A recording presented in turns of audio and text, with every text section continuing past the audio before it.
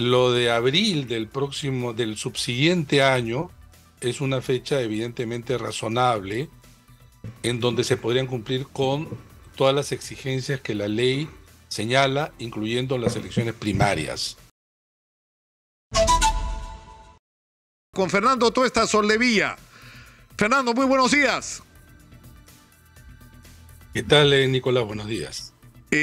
Hay una controversia con respecto al tema de los plazos. La presidenta Dina Boluarte ha dicho que se convocaría, que ella propone convocar elecciones para abril del año 2024.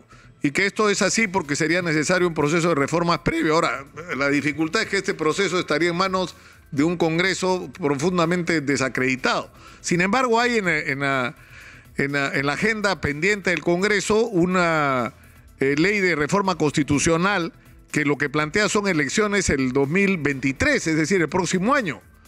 Y la pregunta acá es el tema de los plazos. ¿Cuáles son los plazos mínimos que se requiere para que puedan ocurrir elecciones de manera realista? Nicolás, si comienzas a ubicar todas las normas en general que tenemos al frente, si en este momento se convoca, en este momento, tendríamos que tener elecciones el próximo diciembre, que es un mal momento para hacer elecciones. Lo de abril del subsiguiente año es una fecha evidentemente razonable en donde se podrían cumplir con todas las exigencias que la ley señala, incluyendo las elecciones primarias. Aquello de 4 meses es imposible a no ser que muchas de las, digamos, procedimientos que debes realizar no se cumplan, y no estamos como para hacer elecciones con riesgo. En realidad, además, la propuesta del Ejecutivo, que todavía no se ha presentado y que tiene que ser bien elaborada, según señala la presidenta Dina Boluarte, incluye o debe incluir reformas. Entonces no es solamente un problema de fechas, sino reformas. El Congreso, que nunca ha querido reformas y tampoco nunca ha querido adelanto de elecciones, se va a ver ciertamente presionado. Y ahora los que antes no querían adelanto de elecciones ahora son los abanderados. Pero más allá de eso, sí decir que mientras más te demores en aprobar la decisión materializada en la modificación de la Constitución, porque se tiene que modificar para adelantar elecciones y cortar el mandato, esa fecha, abril del 24, puede estar comprometida. Entonces, parece un tiempo largo, pero mientras más se demoren, ese mismo tiempo va a comenzar a tener problemas.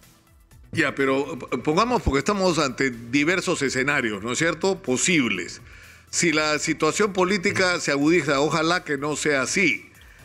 Mueren más personas en las manifestaciones, lo que se va a poner en el centro de la discusión es la permanencia de Dina Boluarte como presidenta. Y va a crecer la demanda de que renuncie a la presidencia. Si ella renunciara a la presidencia, lo que la Constitución establece es que el Congreso tiene que convocar elecciones inmediatas. ¿Qué pasa en ese caso? Sí. O sea, en ese caso sí podría ocurrir. Pero hoy día la ley exige, sí, en el escenario que tú estás señalando, ¿no?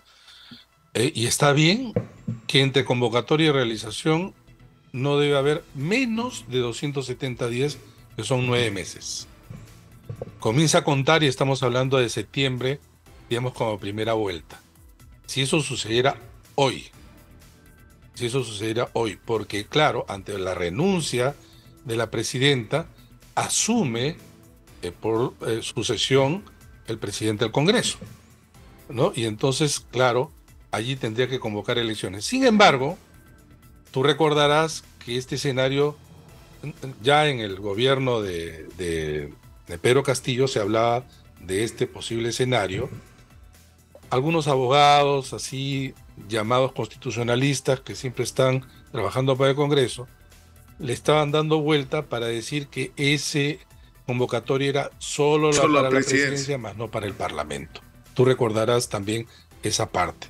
Entonces, cuidado, yo particularmente no confío en las decisiones del Congreso porque han decidido en relación a temas de reforma y aspectos electorales en contra de lo razonable para una elección que tenga todas las garantías y en donde además se ajuste a lo que ahora está pidiendo la mayoría, que en realidad las elecciones sean en general para recambiar este cuerpo representativo. Ahora, el problema que tienes al frente es que, es decir, tú describes una situación en normalidad, digamos, ¿no? Lo que debería ocurrir en una situación normal, pero estamos en una situación completamente anormal. Es decir, ha habido un presidente que ha pretendido dar un golpe de Estado, hay un proceso de vacancia que se hizo inmediatamente, juramentó Dina Boluarte, hay toda una controversia sobre los procedimientos, si fueron los adecuados, en fin. Pero lo cierto es que estamos en una crisis política. Fernando Olivera recordaba ayer que cuando hubo la crisis de sucesión de Alberto Fujimori, tras su renuncia por fax y su vacancia, se hicieron procedimientos expeditivos y excepcionales. ¿Por qué no se pueden aplicar ese tipo de procedimientos ahora? Es lo que pregunto. Tengo la experiencia personal porque yo dirigí esa elección, me eligieron jefe OMPE en plena crisis de diciembre del 2000, cuando ya había fugado Fujimori, y las elecciones efectivamente se realizaron el 8 de abril. ¿Por qué? Porque los tiempos han cambiado, entre otras cosas, y esos tiempos lo que te dicen es que tenemos un mayor número de electores. 2, se han incorporado nuevas normas que amplían los plazos. Es lo que no se quiere entender. ¿Quién no quisiera elecciones en un mes? ¿Quién no quisiera? Con el marco normativo que tenemos, las funciones que se le han entregado a los organismos electorales no han hecho sino ampliar los plazos entre convocatoria y elección. Encima, lo que sucedió el año pasado, donde quienes quieren, y hasta hoy día, niegan la validez de la elección, hicieron todo lo posible por reventar el cronograma. Acuérdate que el resultado recién se entregó oficialmente en julio, muy cerca de la transferencia de mando, y que querían incluso que esto no llegara para, según esta teoría, que no asumiera el mando Pedro Castillo. Entonces, un proceso electoral, además, en el Perú, tiene inconveniencias de diseño que va más allá de esta discusión de coyuntura. Nicolás, el problema es que tendrías que modificar muchas normas para cortar. Por ejemplo, si tú tienes el derecho de tachar un candidato, que son, digamos, 3 días, pues redúcelo a 1. ¿Es posible eso? Van a aceptarlo luego, mañana más tarde, estos partidos que aprueban algo y que luego dicen, le atribuyan a los organismos electorales aquello que ellos han decidido, porque ese es el tema también. Ya hemos tenido una experiencia el año pasado sumamente lamentable que ha hecho mucho daño a los organismos electorales, a las elecciones, los procesos electorales y a la democracia en general. Es un daño que se le ha hecho, daño que por supuesto que es parte de una campaña que no es solamente peruana. Hemos visto en Estados Unidos, en Brasil y en otros países.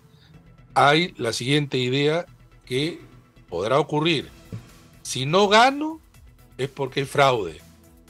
Y si gano, es a pesar del fraude. Eso está instalado. Eso está instalado. Y es sumamente peligroso. Tienes que revestir al proceso electoral de garantías y proteger también al árbitro que ha sido golpeado, sumamente golpeado. Y una franja de la ciudadanía que se ha creído esa narrativa, asusado constantemente por políticos, parlamentarios y algunos medios de comunicación, yo diría hasta un claro medio de comunicación hasta el día de hoy. Entonces, sí, el escenario que tú dices podría darse, pero cuidado, sin reforma sería más exactamente lo mismo. ¿Por qué razón vamos a tener digamos, un cuerpo representativo distinto.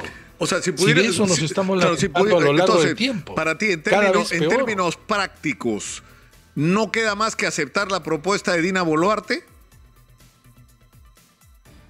No, tú puedes decir, es que el tema es lo siguiente, si tú colocas una fecha, digamos, ella ha colocado abril, y los cronogramas se hacen desde la meta para atrás, y tú dices, si en abril es primera vuelta, ¿cuánto tiempo tienes de campaña? Digamos 60 días. ¿Cuánto tienes de inscripción? Y vas haciendo el cronograma para atrás. Entonces el cronograma debiera empezar, qué sé yo, a partir de enero del próximo año. Pero mientras no decidas a través de una modificación constitucional, que digamos es en enero, y lo comienzas a hacer en febrero, marzo, etcétera, el cronograma comienza a tener problemas porque tú quieres llegar a abril. Entonces, el problema no es solamente la fecha clave, sino desde cuándo empiezas a contar. Y mientras más te demores, es peor. Mientras más te demores, es peor. Fernando, te agradezco mucho por esta comunicación, ha sido muy gentil.